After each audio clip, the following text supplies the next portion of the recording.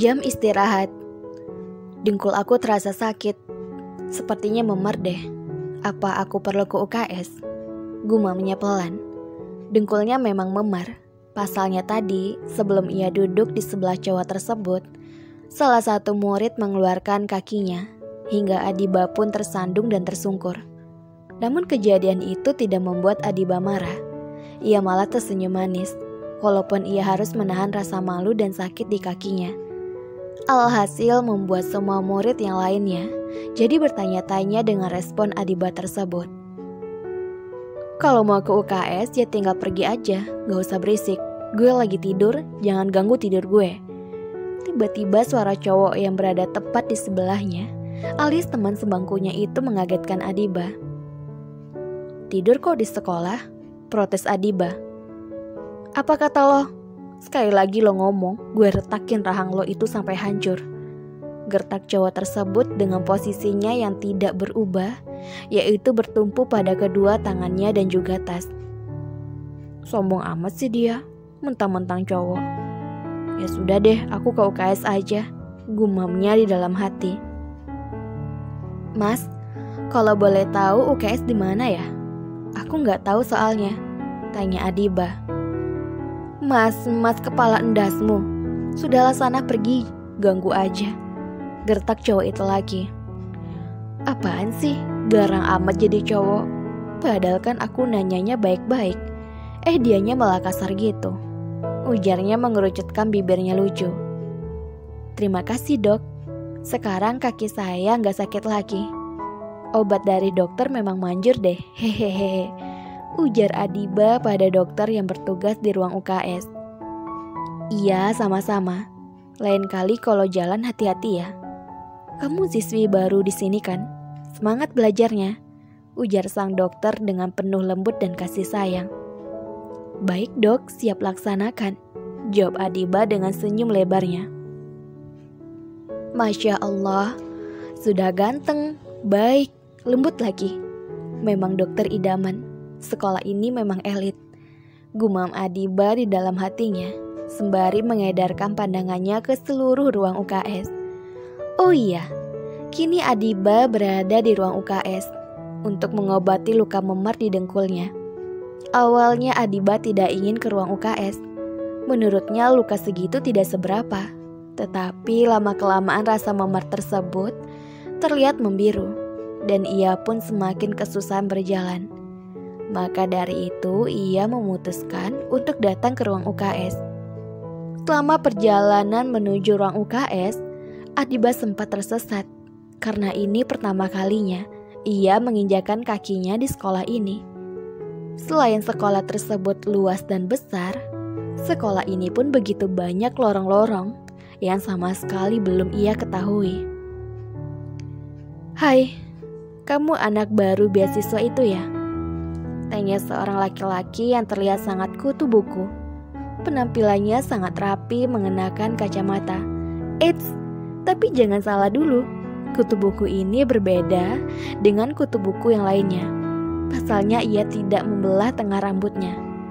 Ia terlihat cukup keren dan sangat tampan. Iya benar, jawab Adiba sedikit gugup. Kamu sangat lucu. Gak perlu gugup gitu, santai aja. Oh iya, kenalkan nama aku Revano. Kamu bisa manggil aku Vano, ujar laki-laki itu yang memperkenalkan dirinya pada Adiba. Aku Adiba Dania Hibatila. Kamu bisa panggil aku Adiba, balas Adiba yang juga mengenalkan dirinya. Wah, nama yang indah, sama seperti orang yang indah, ujarnya spontan tanpa ia sadari telah memuji Adiba. Maksudnya? Tanya Adiba gugup. Bukan apa-apa. Kamu mau kemana? Tanya Vano mengalihkan situasi yang hampir saja membuat dirinya malu di hadapan Adiba. Aku mau ke kelas. Kalau kamu? Tanya Adiba balik. Sama, aku juga mau ke kelas, jawab Vano. Gadis ini sungguh lucu dan lugu. Sepertinya dia tidak tahu kalau kita satu kelas, gumamnya di dalam hatinya. Lah, kok kamu juga masuk ke kelas ini? Tanya Adiba dengan ekspresi wajah lucunya, menatap intens Vano. Hal itu membuat Vano terkekeh geli. Ini juga kelas aku. Aku duduk di depan pojok sebelah kanan yang tidak jauh dari meja guru. Jelas Vano, sembari menunjuk ke arah tempat duduknya. Hehehe, sorry, aku nggak tahu kalau kita satu kelas. Nggak perlu minta maaf, wajar aja kok. Kamu nggak tahu kan kamu baru saja masuk hari ini. Ini aku ada roti dan susu, kamu makan ya. Tadi kamu kan nggak sempat ke kantin. Bagaimana dengan kaki kamu? Apa masih sakit? Tanya Vano, sembari menyodorkan sebungkus roti dan juga susu Milo pada Adiba. Awalnya Adiba menolak pemberian dari Vano, tetapi Vano bersikeras memberikan roti dan susu Milo itu pada Adiba. Hingga akhirnya dengan pasrah, Adiba menerima semua pemberian dari Vano. Makasih ya. Alhamdulillah nggak sakit lagi kok. Ya udah, kita masuk yuk. Nanti keburu guru duluan yang masuk, ujar Adiba dan dianggoki oleh Vano. Masih saja tidur. Apa dia nggak capek tidur mulu? Sungguh aneh, ujar Adiba sembari mengeluarkan semua alat tulis yang ia butuhkan dan meletakkannya di atas meja. Berisik, gak usah ikut campur sama kehidupan orang lain. Urus saja diri lo sendiri, ujar laki-laki itu dengan posisi yang masih sama seperti tadi. Kenapa dia marah-marah terus sama aku sih? Kayaknya dia lagi PMS deh, makanya dia gampang marah. Gumam Adiba di dalam hatinya, sembari tertawa pelan tanpa mengeluarkan suara sedikit pun. Astagfirullah Adiba, gak boleh kayak gitu, sambungnya menyadarkan dirinya sendiri. Mata pelajaran hari ini adalah bahasa Inggris, matematika, dan juga fisika. Tampaknya Adiba sama sekali tidak kesulitan mengikuti pelajaran tersebut, sebab sebagian dari materi yang guru paparkan di depan kelas telah dikuasai oleh Adiba. Jadi, ini sama saja mempertajam ingatan dan juga pengetahuannya mengenai materi tersebut. Subhanallah, sungguh luar biasa Adiba ya. Pantasan saja Adiba bisa masuk ke sekolah beragensi dan mahal ini dengan beasiswa. Tidak terasa waktu kini telah menunjukkan pukul 14.30. Bel pulang pun berbunyi. Semua murid berhamburan keluar kelas. Spontan Adiba menoleh ke samping. Adiba mengernyitkan dahinya, menatap teman sebangkunya yang sejak awal masuk sekolah hingga pulang masih saja tertidur. Halo Adiba, kenalkan, nama aku Anneke Felicia.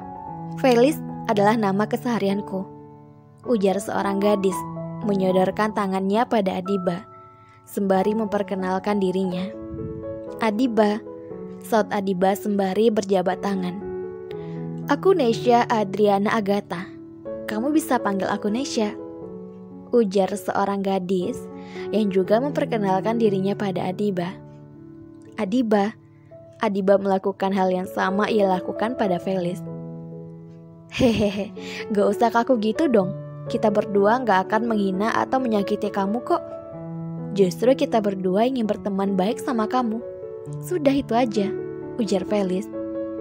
Iya Adiba, aku harap kita bisa berteman dengan baik, sambung Nesya dengan wajah papi esnya meyakinkan Adiba. Hehehe, makasih ya teman-teman, ujar Adiba yang sedikit cengengesan. Pasalnya ia merasa agak canggung. Ia berpikir tidak akan ada yang mau berteman dengannya. Dan ternyata pikirannya itu salah. Hal itu terlintas begitu saja di benaknya Adiba. Karena ia pun sadar diri bahwa dirinya ini tidak sepadan dengan siswa-siswi lainnya. Kalau gitu ayo kita pulang, nanti keburu sore, ujar Vano yang menghampiri sekaligus mengajak ketiga gadis yang tengah asik berbincang itu. Dengan cepat, ketiganya menoleh ke arah Vano, sembari menganggukkan kepalanya serentak, tanda setuju. Akhirnya mereka berempat pun berjalan beriringan hingga gerbang sekolah. Setibanya di gerbang sekolah, mereka saling melambaikan tangan. dan di sanalah menjadi tempat perpisahan mereka. "Assalamualaikum, Adiba sudah pulang," ujar Adiba mencium tangan sang mama dan sang papa secara bergantian. "Kakak gimana sekolah di sana? Pasti di sana kayak istana kan, Kak?" ujar Bilqis dengan ekspresi wajah yang kepo. "Sayang, biarkan Kak Adiba ganti baju dulu, baru deh kita interogasi kakak kamu itu," ujar sang papa dan diangguki oleh Bilqis. Adiba pun masuk ke dalam kamarnya untuk mengganti seragam sekolahnya dengan baju kesehariannya di rumah. Dan itu memakan waktu sekitaran 1 jam karena Adiba langsung mandi serta melaksanakan kewajibannya sebagai seorang muslim, yaitu sholat asar. "Oh, jadi gitu ya, Kak? Wah, kakak sangat beruntung. Selain kakak jadi siswa panggilan, kakak pun dapat teman baru yang sangat baik," ujar Bilqis yang terkagum-kagum. Setelah mendengarkan semua penjelasan pengalaman pertama Adiba mengenai kegiatannya hari ini di Lawrence Royal School. "Yap, benar sekali. Sekolah yang saat ini menjadi tempat Adiba mengenyam ilmu adalah SMA Lawrence Royal School. Sekolah yang sangat beragensi dan elit. Bukan hanya itu, sejak awal berdiri sekolah itu pun sudah go internasional. Sehingga tidak asing jika ada siswa-siswi yang berasal dari negara tetangga bersekolah di sana. Sekolah ini banyak menghasilkan bibit-bibit unggul yang tidak perlu diragukan lagi, dijamin 100%. Semua anak didiknya sukses. Bahkan hingga bekerja di beberapa negara-negara maju seperti Australia, Jepang, Swiss, Inggris, Korea Selatan, Singapura, dan negara-negara maju lainnya. Sebenarnya memang nasiban bisa bersekolah di sana, karena yang bisa bersekolah di sana juga anak pilihan. Selain itu tak jarang orang tua yang mampu menyekolahkan anaknya, terlebih dengan nominal yang sangat mahal. Dan Adiba adalah salah satu insan yang diberikan kesempatan oleh sang kholik bersekolah di SMA Lawrence Royal School. Semua itu berkat kerja keras serta tekad yang bulat dari Adiba. "Tapi kaki kamu gak apa-apa kan sayang?" tanya sang mama. "Tenang aja mah, sudah diobatin kok. Adiba kan bukan wanita cengeng, jadi mama gak usah khawatir," ujar Adiba yang berusaha menenangkan sang mama. "Syukurlah nak, tapi kalau masih terasa sakit kasih tahu ke papa ya nak. Ya walaupun hidup kita ini pas-pasan, setidaknya salah satu di antara kita jangan sampai ada yang terluka," ujar sang papa mengelus sayang kedua puncak anaknya.